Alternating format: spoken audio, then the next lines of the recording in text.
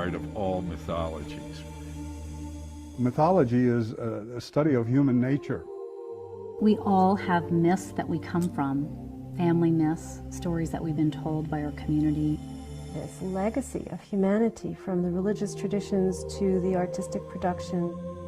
Its sources are ancient, but it pulsates right to the present day. The real part of the story comes out of the great mythologies. Fantastic stories that humans have told since the beginning of time.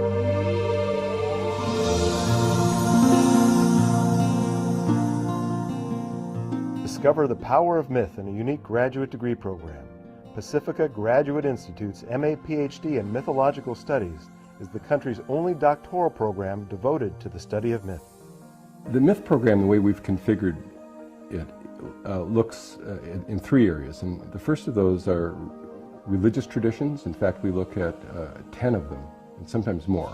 But it's a range that is as diverse as Greek and Roman traditions, Egyptian, Jewish, Christian, Islamic, Hindu, Buddhist, African American, and Native traditions of the Americas. These are the standard fare that we look at in the religious tradition area. And that can include the classic texts, but also the oral traditions, the rituals, the symbols, and iconography. That all belongs to one domain.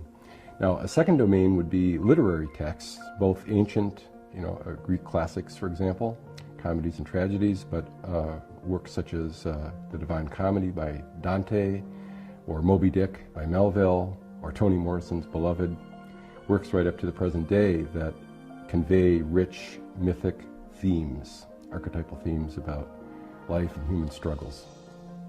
And the third area that focuses on depth psychology, particularly the Jungian and archetypal lenses, looks at a variety of things that includes films, but also motifs that are occurring in contemporary culture. If a person is looking for a broadly based, humanities-oriented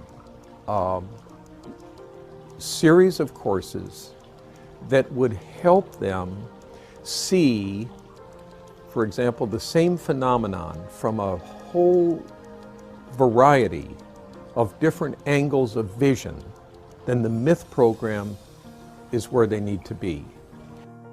The members of Pacifica's faculty bring a passion for education and a wealth of real-world experience into the classroom. As soon as I got in the classes, I realized that Pacifica had basically assembled the best list of professors I had ever seen, and every class I go to, I just feel grateful for it because these people are amazing. Well, not only were the faculty very well trained and had a lot of teaching experience in other institutions, but the faculty, almost to a person, were uniquely gifted teachers. Pacifica's unique three-day learning format makes it possible for students from around the world to pursue a graduate degree. So the program allows people to maintain their home, come in once a month for 3 days of 8-hour classes in which they take a third of a class each day. They disappear for a month, return for the second third, disappear for a month and return for a third time, and that's the quarter. When we come together, we all look forward to it, like a whole week leading out to it. It's like, can't wait for Myth Camp. Students in the Mythological Studies program gather once a month for 3 days of study on one of 2 Pacifica campuses, both of which are located between the coastal foothills and the Pacific Ocean, a few miles south of Santa Barbara, California. Both campuses are magnificent. The program is extraordinary. It is a real gift to give oneself to come here and experience this in-depth intellectual program. You owe it to yourself to just come and see. Just have a look because it's magnificent. On the campuses of Pacifica Graduate Institute is Opus Archives and Research Center, a nonprofit living archive which houses Joseph Campbell's collected works. I was handed the Joseph Campbell interviews with Bill Moyers and told to watch them. And I'd watched them years ago when they first came out because I was a writer and everybody did. And I just finished watching them and I heard somebody talking about this great school that they were going to, that they just got gotten accepted to.